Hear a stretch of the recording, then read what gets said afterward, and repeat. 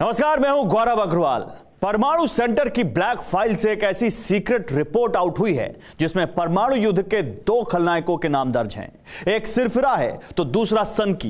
Atom bomb के ये दोनों विलेन दुनिया को तबाह करने के रास्ते पर आगे बढ़ चुके हैं। उनके बीच न्यूक्लियर बम की डेंजरस डील डन हो चुकी है।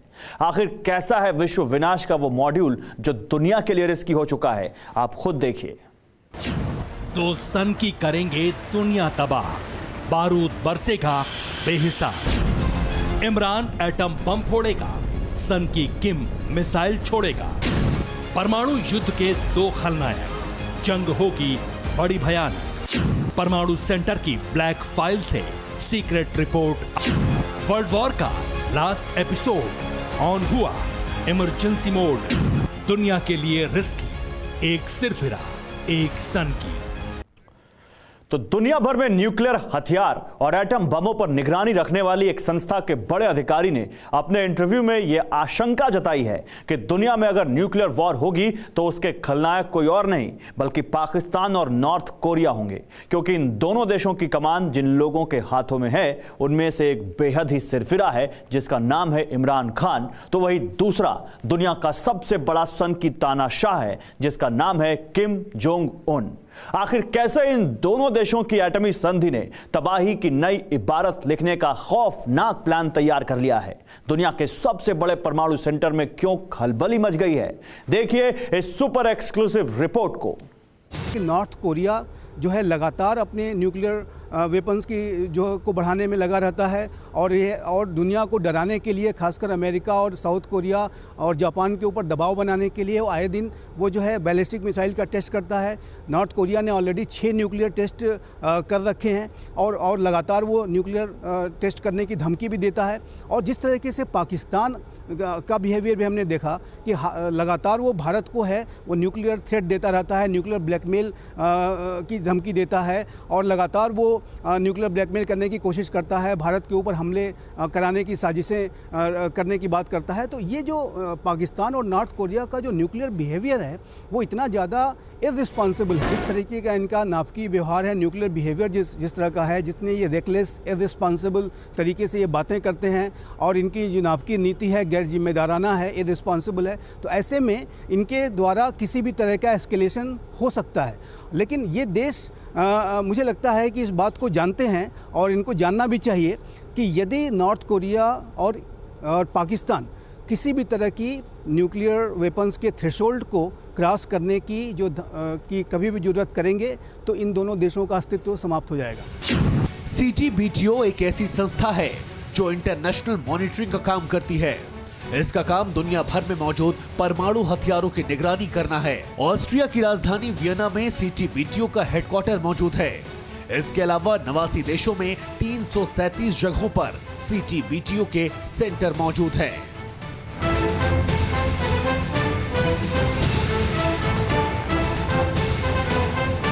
Comprehensive nuclear test ban treaty जो है ये 1997 में ये बनी थी, लेकिन इसका काम उससे पहले से काफ़ी पहले शुरू हो गया था।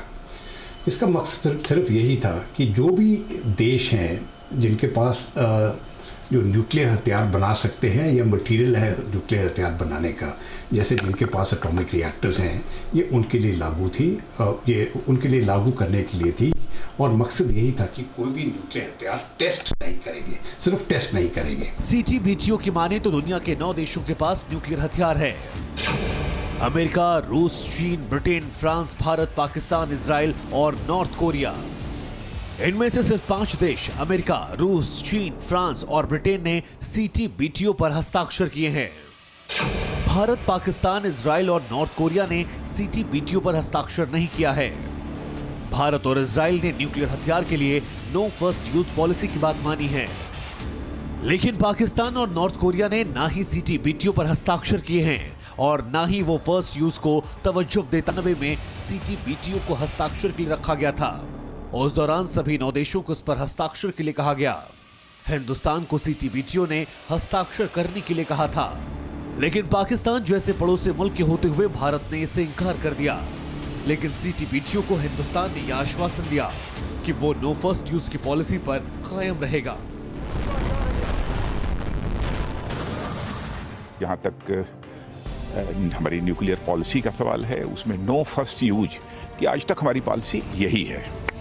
अब भविष्य में क्या होगा ये सब परिस्थितियों पर निर्भर करता है। भारत ने साइन नहीं किया है क्योंकि हम समझते हैं ये इक्वल ट्रीटी नहीं है। भारत का हमेशा यही मकसद रहा है कि जहाँ तक न्यूक्लियर वेपन्स की बात है, भारत ने तो साफ कह दिया है कि हम न्यूक्लियर वेपन फ्री वर्ल्ड चाहते हैं, कि हम चाहते हैं किसी भी देश के पास न्यूक्लियर वेपन्स ना हों। तो उससे पहले जो हुई थी एक नॉन प्रोलिफरेशन ट्रीटी आई थी, और नॉन प्रोलिफरेशन ट्रीटी का मतलब था कि हम न्यूक्लियर वेपन्स को आगे बढ़ने नहीं देंगे या कोई भी इसके आगे ना बनाए। तो भारत ने सोचा कि देखिए उस समय पर काफ़ी देशों के पास न्यूक्लियर हथियार थे लेकिन भारत के पास नहीं थे, तो भारत ने सोचा कि ये या तो सभी देशों, किसी भी देश के पास न्यूक्लियर हथियार नहीं होना चाहिए, लेकिन अगर बाकियों के पास है तो ये भारत को फिर रोक नहीं सकते हैं। परमाणु हथियारों का जखीरा देश पाकिस्तान, परमाणु बम 150, देश नॉर्थ कोरिया परमाणु बम 30। पाकिस्तान के वैज्ञानिक अब्दुल कादिर खान ने नॉर्थ कोरिया को परमाणु तकनीक बेची। इसके एवज में पाकिस्तान ने नॉर्थ कोरिया से मिसाइल तकनीक हासिल की। तो दूसरे विश्व युद्ध के बाद आज तक किसी ने न्यूक्लियर बॉम्ब का इस्तेमाल नहीं किया है, लेकिन जरा सोचिए अगर सीबीटीबीओ के बड़े अधिकारी ने जो दावा किया है वो सच हुआ तो क्या होगा। न्यूक्लियर वॉर होगी, भीषण होगी। यकीन मानिए तस्वीर बेहद भयानक और खौफनाक होगी। आप खुद देखिए वर्ल्ड वॉर का लास्ट एपिसोड। मसलन एटम बम से बर्बादी की दास्तान। 74 साल पहले दुनिया का पहला एटम बम इस्तेमाल हुआ। 6 अगस्त 1945 को जापान के हिरोशिमा पर पहला बम गिरा। अमेरिका ने 15 किलो टन का एटम बम हवाई जहाज से गिराया। हिरोशिमा में करीब 1.25 लाख लोगों की मौत हो गई। जापान के नागासाकी शहर पर दूसरा एटम बम दागा गया। नागासाकी पर गिरा एटम बम हिरोशिमा से भी ताकतवर था। धमाके में करीब 80,000 लोगों की मौत नागासाकी में हुई। हिरोशिमा और नागासाकी में न्यूक्लियर वॉर के बाद जो तबाही मची और जिस प्रकार से उस पूरे एरिया पर बॉम्ब गिराने की वजह से उस वक्त जितने लोग मरे और जितने लोग उसके बाद और उनके सारे जनरेशन्स जिस तरह से इफेक्ट हुई, उसको देखने के बाद मेरे ख्याल से किसी भी देश को न्यूक्लियर वॉर के बारे में सोचना ही नहीं चाहिए। यह एक प्रथम और आखिरी उदाहरण होना चाहिए मानवता के लिए कि न्यूक्लियर वॉर जैसी भयंकर और तबाही लाने वाला वॉर कोई और हो ही नहीं सकता। एटॉमिक बम था, उसका जो बड़ा रूप है वो न्यूक्लियर बम्स हैं। तो आज जब परमाणु की बात करते हैं तो न्यूक्लियर बम, इसकी तबाही और मार करने की क्षमता जो एटम्स बम थे उससे लाखों गुना ज़्यादा है। चाहे वो इमीडिएट एक्शंस जिसको हम कहते हैं सैटरिंग एक्शंस, या जो पहला इम्पैक्ट होता है जिससे सब चीज़ गिर जाती है, इमारतें गिर जाती हैं, लोग मारे जाते हैं, उसके बाद उसकी जो फॉल आउट होती है, न्यूक्लियर फॉल आउट, जो क्राउड मशरूमिंग होता है, फॉल आउट होती है, वो इतना भयानक होता है कि जनरेशन आफ्टर जनरेशन उस इलाके के लोगों की इसकी अफेक्ट होता है। एशिया काले धुएं की आगोश में समा जाएगा। सूरज की रोशनी ठीक से धरती पर नहीं पहुंचेगी। 100 न्यूक्लियर बम धरती की आधी ओजोन लेयर को खत्म कर देंगे। ओजोन लेयर खत्म होने से लोग गंभीर बीमारियों की चपेट में आ जाएंगे। मॉनसून का सिस्टम बिगड़ जाएगा, खेती तबाह हो जाएगी, जिंदा बचे लोगों के भूखे मरने की नौबत आ जाएगी। पाकिस्तान का धरती से अस्तित्व ही खत्म हो जाएगा।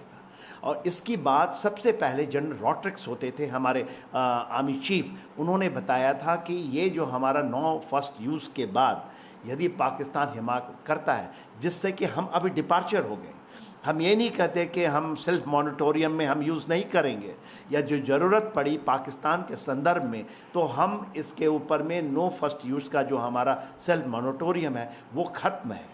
तो यदि हमें यूज़ करने की कभी ज़रूरत पड़ेगी नहीं, मगर मैं ये कहता हूँ कि एक आप काल्पनिक चीज़ बातें कर रही हैं, ये काल्पनिक दौरे में जो कि आपका सवाल है, तो पाकिस्तान का अस्तित्व इस पूरे विश्व से ख़त्म हो जाए। एयर ब्लास्ट का मतलब है हवा में ब्लास्ट होना।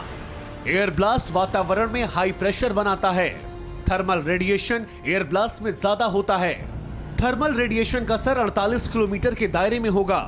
100 किलोमीटर के दायरे में भारी तबाही होगी। एयर ब्लास्ट के बाद बेहद तेज हवाएं चलती हैं। एयर प्रेशर से बड़ी बड़ी इमारतें ध्वस्त हो जाती हैं।